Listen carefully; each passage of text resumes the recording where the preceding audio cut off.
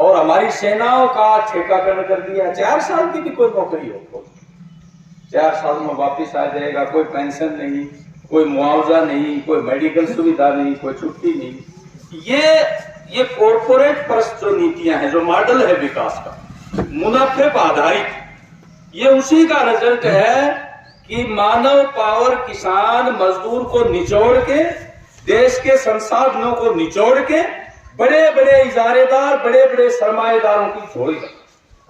और आज आप देख रहे हो, ये विकास मॉडल गुजरात का ही बोल रहे थे, गुजरात मॉडल लागू करेंगे। यही है गुजरात का मॉडल, लूट पर आधारित।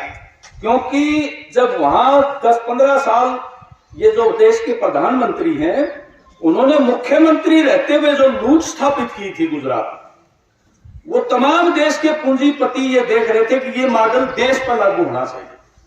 प्रचार माध्यम उनके पास है, पैसा बड़ी बड़ी कंपनियों के पास है। आप अंदाजा लगाओगे, 2018 में एक कानून लागू कर दिया इस सरकार, 3 साल के 7.5% के एवरेज मुनाफे से ज्यादा किसी राजनीतिक पार्टी को चंदा नहीं देते। उस कानून को खत्म कर दिया और ये कर दिया कि स्टेट बैंक में जाओ, इलेक्ट्रल बॉन्ड खरीदो, 1 करोड़ के, 2 करोड़ के, 5 करोड़ के, 10 करोड़ के, आपका नाम नहीं लिखा जाएगा उस इलेक्ट्रल बॉन्ड। और आप वहां से लेकर के स्टेट बैंक में तो नाम रहेगा किसने खरीदे, आप जाके किसी भी राजनीतिक पार्टी के खाते में जमा करा दो। 12,000 करोड़ रुपए अब तक 2018 से लेके इलेक्ट्रल बॉन्ड में 80-85% एक रूलिंग पार्टी के खाते में जमा हुए। अब ये पैसा फिर ऊपर से काला धन, जिसको कह रहे थे हम काला धन लेंगे, वो सारा काला धन वहां खाते में जमा हो रहे हैं और मीडिया पैसे के साथ है। तो पूरे देश में लोकतंत्र को, विरोध की आवाज को कैद करके रख लिया है। आप देख रहे हो स्थिति में, ज्यादा डिटेल नहीं बताऊंगा, मतलब किस तरह के हालात पैदा कर रखे हैं। आदिवासी बोले जंगल जमीन के लिए तो ये नक्सलाइट है, देशद्रोही है। किसान बोले तो ये देशद्रोही है, एक कौम के लोग हैं। मजदूर बोले तो ये तो इन्होंने बहुत मुफ्त की खाई है, अब जो ने इनका इलाज कर दिया। तो ये स्थिति है मजदूर किसान का, देश के संसाधनों का शोषण करके अडानी अंबानी जैसे लोगों को ये दे रहे। अब ये अडानी का उदाहरण देख लीजिए आप। जब 2014 में वर्तमान सरकार मोदी साहब सत्ता में आए, उस समय 615वां नंबर था पूरी दुनिया में ये जो अडानी, और आज पूरी दुनिया में दूसरे नंबर पर आ गया। ये जो कांड हुआ था शेयर घोटाले वाला, क्या किया, अपनी 6 कंपनियां बना ली, 75% अपना पैसा लगा दिया, 25% मॉरिशस में 4 कंपनियां बना के उनके थ्रू LIC का पैसा लगवा दिया। 1,500 का शेयर 4,000 का ले गया, स्टेट बैंक के पास पहुंच गया, दूसरे बैंकों की कि मेरा शेयर 4,000 का, आप मुझे 3,000 लोन दे दो। 20-21 हजार रुपए स्टेट बैंक से उठा लिया, दूसरे बैंकों से उठा लिया। अब वो शेयर 1,000 का वापिस आ गया तो वो लोन डूब गया।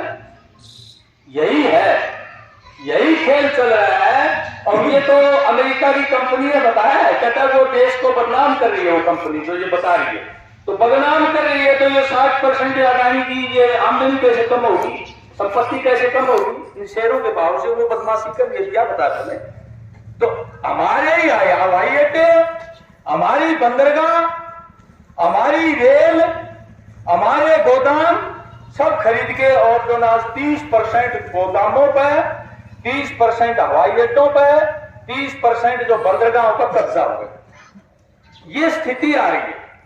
अब इसको कैसे बदला जाए। आज हम टैक्स देते हैं 100 रुपए में से 80 रुपए हम लोग देते हैं। आपका डीजल पे, पेट्रोल पे, गैस के जो दाम बढ़ रहे हैं, लगातार टैक्स लग रहे हैं। पिछले 7-8 साल से 26 लाख करोड़ रुपए टैक्स के वसूल करें। ये डीजल किसान की महंगी हो रही है।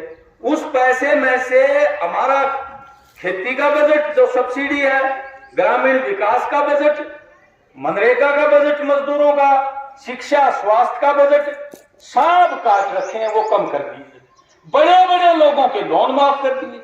अभी 11 लाख करोड़ रुपए पिछले 8 साल में माफ किए बड़े बड़े पूंजीपति, कंप्रोमाइज किए हैं, बट्टे खाते डाले हैं। अभी मेहुल चौकसी 21,000 करोड़ रुपए लेके भाग रहा पंजाब नेशनल बैंक का, अंतर्राष्ट्रीय पुलिस जिसको इंटरपोल बोलते हैं, वो कहने लगे हम नहीं पकड़ेंगे इसको, किसने सिफारिश करती भाई उसकी? ये हालत है। तो ये जो विकास का मॉडल है, जो जिसको गुजरात मॉडल कहते हैं, जो पूंजीवादी मॉडल है, ये सब बर्बादी इससे है। जब तक अमीर लोगों पर टैक्स नहीं लगेंगे, संसाधन जनता के पास नहीं रहेंगे, तब तक भयंकर बेरोजगारी, भयंकर महंगाई, भयंकर गरीबी, पर्यावरण का नष्ट होना, गैर बराबरी, ये देश में बहुत लगातार बढ़ेंगे। उसी का रिजल्ट है ये 8-7 साल से, उससे पहले ये नीतियां बदलवाने के लिए ही अपन ताकत लगानी पड़ेगी। पता भाई, जब यह स्थिति तो लोहारू का नवाब जो हालत थी वह एक हालत है।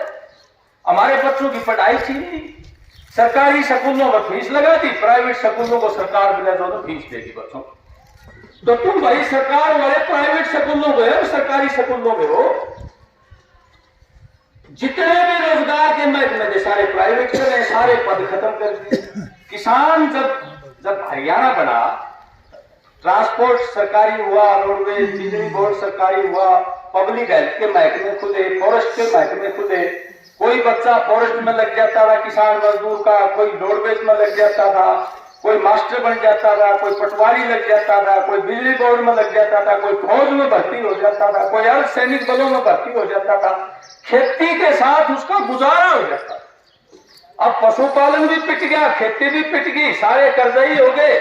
हमारे कर्जे की जब मुक्त करने की बात आती है, स्वामीनाथन ने हमारे जो एमएसपी 2007 में रिपोर्ट दी थी, 6-7 में, उससे हम अगर अंदाजा लगाएं तो हमारा 30 लाख करोड़ रुपए से ऊपर किसानों का नुकसान होगा। अभी 500 रुपए, 400 रुपए, 600 रुपए सरसों का नुकसान हो रहा है, किसान का मिल नहीं रहा। इसी तरह से हमारा नुकसान हो गया, कर्जा 11-12 लाख करोड़ से ऊपर नहीं है किसान मजदूर का। हम ये करें भाई, स्वामीनाथन रिपोर्ट नहीं दी, आपने लागू नहीं करी, संवैधानिक गारंटी नहीं हुई, तो किसान को जो आर्थिक नुकसान हुआ उसी से कर्जा चढ़ा है। अभी आप देखो, कोई बटाई ने बोता है, ठेके पर लेके बोता है, केसीसी उसको नहीं भरता, वो 2 रुपए सैकड़े उठा के सरसों पैदा करता है, गेहूं पैदा करता है, उसकी क्या हालत है? अब कर्जा तार पड़ेगा वो। तो वो जब कर्जे मुक्ति की बात करते हैं तो कहते हैं बैंक ही फेल हो जाएंगे, बड़ी बहस आने लग जाती है। हमारे कई भाई भी कहेंगे यार कामरेड, ये तुम कर्जा मुक्ति वाली बात ना करो, लेके देंगे नहीं तो ये बैंक का फेल हो जाएंगे। वो 12 लाख करोड़ रुपए, 11 लाख करोड़ रुपए माफ कर दिए, 9520 10-15 आदमी लेके भाग गए, 1 लाख करोड़ से ऊपर लेके भाग गए, उससे तो बैंक फेल नहीं हुए भाई। बैंक मजबूत कब होंगे? जब किसान मजदूर की जेब में पैसा आएगा, कमाई होगी, खेती जो है मुनाफे का व्यवसाय होगा, मजदूरी मिलेगी, महंगाई नहीं बढ़ेगी, हमारे बच्चों को रोजगार मिलेगा, शिक्षा स्वास्थ्य पर खर्चा नहीं होगा, सरकार खर्चा करेगी, तब लोगों की जेब में पैसा आएगा, उससे अर्थव्यवस्था में खरीदने की ताकत बढ़ेगी, तो देश की अर्थव्यवस्था विकास करेगी, कारखानों का विकास होगा, रोजगार भी बढ़ेगा, सरकार की आमदनी भी बढ़ेगी। इसकी बजाय उन्होंने ये कुछ लोगों को सौंपने की तैयारी कर ली है। इससे हमारी जो किसान मजदूर के हक है उस पर बड़ा भयंकर हमला है भाई। ये नीतियां जब तक हम नहीं बदलवाएंगे, अभी केरल में देखो 800 रुपए ज्यादा दे रही है गेहूं का भाव को, इसका धान का भाव सरकार। सब्जियों की उन्होंने जो है वो कर दी, वो जो है बाकायदा समर्थन मूल्य जो है सरकारी समर्थन मूल्य वो घोषित कर रखा है। पशुपालन के लिए 30-40 हजार रुपए एक पशु पे देते हैं सब्सिडी। तो ये पर्यावरण के बिगड़ते रूप को जब तक किसान की सरकार मदद नहीं करेगी, रोजगार उसके बच्चों को नहीं देगी, शिक्षा स्वास्थ्य का ध्यान नहीं रखेगी। अब स्वास्थ्य को आप देखो, छोटी सी बीमारी में 10-10 लाख रुपए खर्च हो जाती है। अब कोरोना काल की तो साथी बता ही रहे थे। तो ये हालत है। तो इस हालत को बदलने के लिए ये एक तरह से जनहित वैकल्पिक नीतियों के लिए अपन एक ताकत बनानी पड़ेगी मजदूर किसान कि अमीरों की तरफ जो सरकारी खजाने का मुंह कर रखा है वो जनता की तरफ हो, अमीरों पर टैक्स लगे। ये बात सरकार बदलने से बात नहीं बनेगी, पार्टियां बदलने से बात नहीं बनेगी, एक ताकत हम लोगों को बनानी पड़ेगी। वो मॉडल बदलना पड़ेगा जो मुनाफे पर आधारित है, जनहित आधारित मॉडल लागू करना पड़ेगा जिससे प्रकृति भी ठीक रहे, हमारी भविष्य की आने वाली पीढ़ियां भी ठीक रहे। ये लड़ाई अपन ने लड़नी पड़ेगी। अब ये सरपंचों का देख लो, जो सरकार जाति और धर्म पर आधारित बात करेगी वो तानाशाही है। पहले राज्यों का अधिकार छीन लिया जीएसटी को लगा के, आज वो कटोरा लेके भीख मांग रहे हैं। राज्य सरकारें इन लोगों के सीधा वास्ता पड़ता है। अब पंचायतों के ये सवाए सरपंच का नहीं है, ये पंचायतों के जो अधिकार हैं उसमें कटौती करके तानाशाही स्थापित कर रहे हैं, सारी पावर को केंद्रित कर रहे हैं। ये लड़ाई भी हम लोगों को खाली सरपंचों के भरोसे नहीं छोड़ना। एक एसडीओ तो ईमानदार हो गया, वो 20 लाख का टेंडर करेगा। सरपंच बेईमान होगा जिसको लोग चुनते हैं। मतलब तर्क देखो ना आप इस सरकार के। जब ये सरपंच नहीं थे तो कितने कितने करोड़ के घोटाले हुए। अभी पलवल में 200 करोड़ का घोटाला हुआ मनरेगा का, और यहाँ देख रहे हो आप वीडियो ब्लॉकों में कितने घोटाले हुए। तो ये हालत है। अपन अब बात कर रहे हैं बोले हिंदू राष्ट्र की। अरे भाई, हिंदू राष्ट्र बनेगा तो खालिस्तान को कौन रोकेगा भाई? हम कहेंगे हिंदू राष्ट्र बनाए, वो कहेंगे हम तो खालिस्तान बनाएंगे, नहीं रखते। ये हमारे देश के जो नेता थे, महात्मा गांधी थे, आपके जो ने पटेल थे, भगत सिंह थे, नेताजी सुभाष चंद्र बोस थे, मौलाना हसरत मोहानी थे, अब्दुल गफार खान थे, उन लोगों ने, बाबा साहब अम्बेडकर थे, उन लोगों ने जो हमारा संविधान बनाया वो इस आधार पर बनाया था भाई धर्म व्यक्तिगत मामला है, राज के साथ धर्म को मिलाने की जरूरत नहीं है राजनीति को। ये अनेक भाषाओं का देश है, अनेक संस्कृतियों का देश है, अनेक जातियों का देश है। इसमें तमाम लोग इकट्ठे होकर अंग्रेज के खिलाफ, लूटने वाले के खिलाफ लड़े थे। और हमारा संविधान सबको बराबरी का मौका देगा, सबके स्वतंत्र विचार होंगे, अपने विचार व्यक्त करने का अधिकार देगा, सबको रोजगार का अधिकार होगा, और सबको कोई धर्म को अपनाए ना अपनाए उसका व्यक्तिगत अधिकार होगा। उन नेताओं की जो बात थी आज वो झूठी साबित की जा रही है। महात्मा गांधी, जवाहरलाल नेहरू को गालियां दी जा रही है, और जो लोग जेलों से माफी मांग के आए थे, जिनकी पेंशन अंग्रेजों ने की थी, आजादी के आंदोलन में अंग्रेज का साथ दे रहे थे, आज उनकी महिमा मंडित हो रही है। हमारे प्रजामंडल आंदोलन के हीरो, देश की आजादी के हीरो, उनको याद नहीं किया जा रहा। उन्होंने जो चापलूसी करी थी उस समय हिंदू मुसलमान को लड़वाने का काम कराया था, उन लोगों को आज महिमा मंडित किया जा रहा है। महात्मा गांधी के कत्ल करने वाले को देवता बनाया जा रहा है, महात्मा गांधी को गालियां निकाली जा रही है। तो ये स्थिति है दोस्तों। किसानों, इसको बदलने के लिए और एक बड़ी ताकत किसानों की मजबूत करने के लिए आप दिल्ली जा रहे हैं। पूरे देश का किसान एमएसपी की संवैधानिक गारंटी हो, किसान मजदूर कर्ज मुक्त हो, मजदूरों के जो सुरक्षा कानून है वो दोबारा बहाल किए जाएं, और लखीमपुर में हमारे किसानों को कितनी बर्बरता से कीड़े मकोड़ों की तरह कुचल के मारा वो लोग आज सत्ता में बैठे।